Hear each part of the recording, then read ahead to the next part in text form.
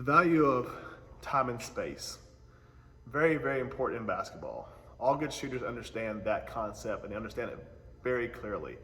The kids that I've worked with at USA Basketball, the highest levels, the better players I've worked with in this club program, my program, the Steelers, and then the players that I've worked with at Bishop McGuinness that have really excelled understand that concept of time and space. So what I'm getting at is, when we get them when they're little, when they're third, fourth, fifth, sixth grade in the Steelers program, what they tend to do is when they get a little pressure on them, they tend to go where they're comfortable. And usually a lot of times they're comfortable with their right-handed, if they're right-handed, or they're comfortable with their left-handed, go their left-handed, and they dribble in curves. They go into the corners a lot. And they get stuck in the corners, there's nowhere else to go, and they're like, oh boy, how do I get out of this? So what we try to teach them and drill on them when they're young is to try to play in straight lines and use a variety of combination dribbles to get that time and space, pared down a little bit, so they're not wasting dribbles, they're not wasting a lot of movements and putting themselves in bad spots. So if these cones are defenders and it's a straight line to this basket, my goal is to try to move this defender off of my straight line, because again, the quickest way to get from point A to point B is what? It's a straight line, okay? And now it's a matter of, can I get the defender off of my line so I can go straight to the basket? So if I'm right-handed dominant, if that's my hand that I use with, or my strong hand, what I'm doing is, when I'm dribbling it, and I tell, again, all the younger ones, fingers spread, hand on top of the ball below your waist, head up. Those are your 4 rules when you start learning how to handle a basketball. We're going like this. Well, the defender is not going to move. So how do I move him or her off of that line?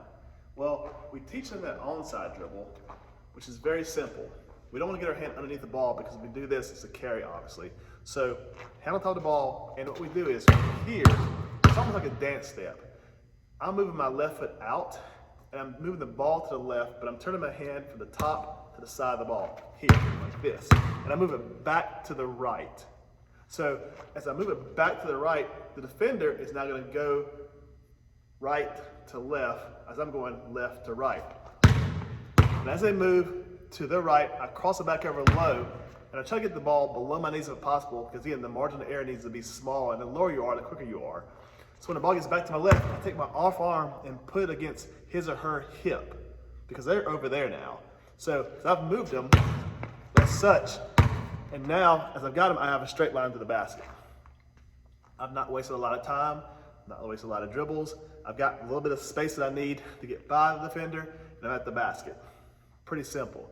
And you say, well, what's the dance move? Well, with little kids, I tend to try to get their attention a little bit by saying it's kind of like, and those of y'all that are watching this know this, kind of like the whip, You go here and you go that, and they said, oh, and they get the drill. They said, okay, I get this. So you're stepping to the left and bringing it back to the right and cross back to the left, and they're like, oh, and then they start understanding how to do this. But I'm trying to get them to quit dealing with their problems, which is the defender, by going way around it. And again, relatable to life, you don't go around your problems. You don't, okay? Because the problem's still going to be there. If you try to go all around the court to the corner, he or she's still going to be with you. Good defenders are.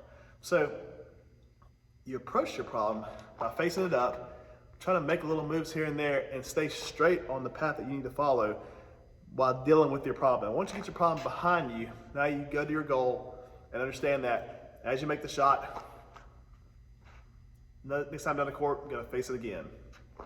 Problems don't go away in life. They're always going to be there. They're always going to be there. And it's how you deal with them. You can try to go around them, but you're going to put yourself in a corner, and it's hard to get out of, because you're going to be yelling, help, help, help. Or you can face it up, make that move, go straight at it, and typically that's the better way to do things. So I will talk about facing your problems a little bit more tomorrow, but today, time and space, which again, I will cover later on in future sessions, because there's a whole lot more to time and space than just that little move right there. But that was an in and out move. Hope you can work on that a little bit. And again, I'll do more of these as we go on throughout the days, the months, and hopefully the years. Hope you're enjoying these.